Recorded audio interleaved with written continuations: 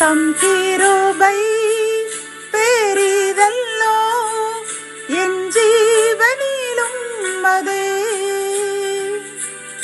இம்மட்டும் காத்ததுவே இன்னும் தேவை கிருபை தாருமே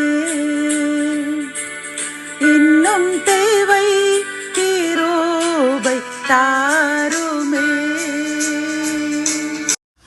ஆண்டவரும் அருமை இரட்சகருமாகிய இயேசு கிறிஸ்துவின் ஈடு இணையற்ற நாமத்தில் சேனைகளின் கர்த்தர் ஊழியத்தின் மூலம் 28/7/2025 இந்த நாள் உங்களுக்கும் உங்கள் சந்ததிகளுக்கும் சமாதானத்தின் நாளாக அமையப் போகிறது என்று மனதார வாழ்த்துகின்றேன்.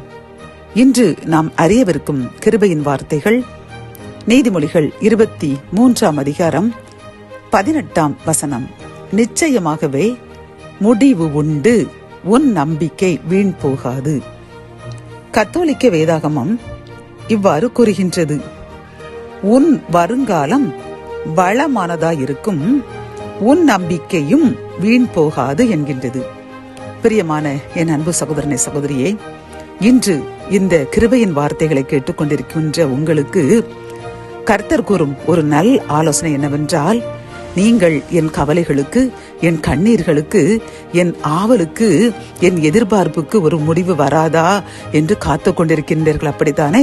உங்களை பார்த்துதான் கர்த்தர் கூறுகின்றார், நிச்சயமாகவே முடிவு உண்டு, உன் நம்பிக்கை வீண் போகாது என்று உங்களை தேற்றுவதற்காக இந்த வாக்குத்தத்தத்தை கர்த்தர் இன்று கூறுகின்றார். பிரியமானவர்களே, இதில் நீங்கள் சில காரியங்களை குறித்து ஏக்கமாயிருப்பீர்கள். இதைத்தான் அந்த 17 வசனத்தில் கர்த்தர் கூறுகின்றார், வளமுடன் இருக்கும் பாவிகளைப் போல நீயும் இருக்க வேண்டும் என்று ஏங்காதே. அதாவது கத்தோலிக்க வேதாகமத்தில் இப்படி கூறுகின்றது, ஒரு பாவி அவன் பயங்கர துன்மார்க்கன், அடுத்தவர்களை ஏமாற்றி அடுத்தவர்களுடைய பணத்தை எல்லாம் அபகரித்து அவன் செல்வனாய் வாழ்ந்து கொண்டிருக்கின்றான். அதை பார்த்து நீங்கள் நினைக்கின்றீர்கள், நான் இவ்வளவு பரிசுத்தமாய் வாழ்கின்றேனே, ஒரு சிறு பாவம் கூட என்னை அணுகக்கூடாது என்று பரிசுத்தமாய் வாழ்கின்றேனே. ஆனால் இந்த பாவியை பாருங்கள், இவன் இப்படி அநியாயம் செய்து கொண்டிருக்கின்றான், ஆனால் அவன் நன்றாக இருக்கின்றானே, அவன் பிள்ளைகள் கொழுத்து வாழ்ந்து கொண்டிருக்கின்றார்களே, எனக்கு தானே இந்த கவலை, எனக்கு தானே இந்த துன்பங்கள் என்று நீங்கள் அவரை பார்த்து ஏங்கிக் கொண்டிருக்க கூடாதாம். மனிதாபிமான சுபாவத்தில் அப்படி நினைக்கத்தான் செய்வோம். நான் பரிசுத்தமாய் இருந்து என்ன பிரயோஜனம், அந்த துன்மார்க்கன் வாழ்ந்து செலுத்திருக்கிறானே என்று நாம் அனைவரும் நினைக்கத்தான் செய்வோம். பிரியமானவர்களே, ஆனால் கர்த்தர் அதைத்தான் பார்த்து கர்த்தர் கூறுகின்றார், பாவிகள் மேல் நீ பொறாமை கொள்ளாதே, நீ கர்த்தரை பற்றும் பயத்தோடு இரு, இன்னும் மேலும் மேலும் பரிசுத்தமாய் வாழ்ந்து கொண்டே இரு, நிச்சயமாகவே உன் முடிவு உண்டு, உன் காத்திருப்புதலுக்கு ஒரு நல்ல முடிவு உண்டு, உன் நம்பிக்கை வீண்பாகாது மகனே மகளே என்று உன்னை பார்த்து கூறுகின்றார். பிரியமான சகோதர சகோதரியே, ஆகவே நீங்கள் இனி ஒருபொழுதும் அந்த பாவிகளை பார்த்து நீங்கள் ஏக்கம் கொள்ளக்கூடாது.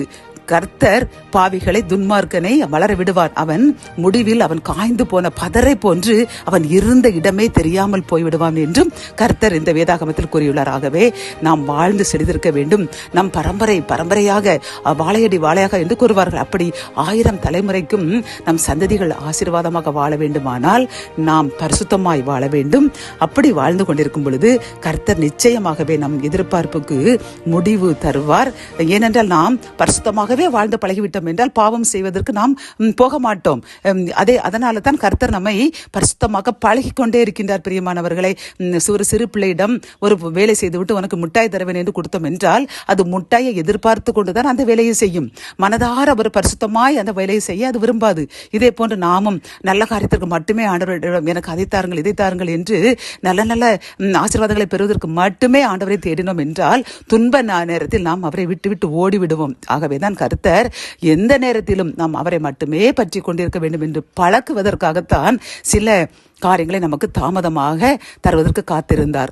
ஆகவே கர்த்தர் கூறுகின்றார், நாம் எந்த நிலைமையிலும் கர்த்தரை மறுதலிக்க மாட்டோம் என்று அவர் அறிந்த உடனே நமக்கு முடிவு தந்து நம்முடைய காரியங்களை அவர் ஆசீர்வாதமாக்கி, அதுவும் இரட்டிப்பான ஆசீர்வாதத்தால் நிரப்பி நம்மையும் நம் சந்ததியும் மகிழ்ச்சியில் ஆழ்த்தப் போகின்றேன் என்று வாக்குரைக்கின்றார். வாக்கு மாறாதவர் நிறைவேற்றப் போகின்றார். நன்றி கூறுங்கள்.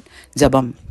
என் அன்பு தகப்பனே, இந்த கிருபையின் வார்த்தைகள் மூலமாக பாவிகள் மேல் பொறாமை கொள்ளக்கூடாது, அவர்களை பார்த்து அவர்கள் பாவத்தில் வாழ்ந்தாலும் நன்றாக இருக்கிறார்களே என்று அவர்களை நினைக்கக்கூடாது. நீ பரிசுத்தமாய் வாழ், உன் முடிவு உண்டு, உனக்கு உன் கவலைகள் கண்ணீர் எல்லாம் தீரப்போடுகின்றது, ரெட்டிப்பான நன்மையால் உன்னை நிரப்பப் போகிறேன் என்று கூறின கிருபையின் வார்த்தைக்காக நன்றியப்பா. நாங்கள் எந்த சூழ்நிலையிலையும் பரிசுத்தத்தை விட்டு விலக மாட்டோம் என்று என்னுடன் சேர்ந்து யார் யாரெல்லாம் உறுதியளிக்கின்றார்களோ எங்களுக்காக ஜெபிக்கின்றோம்.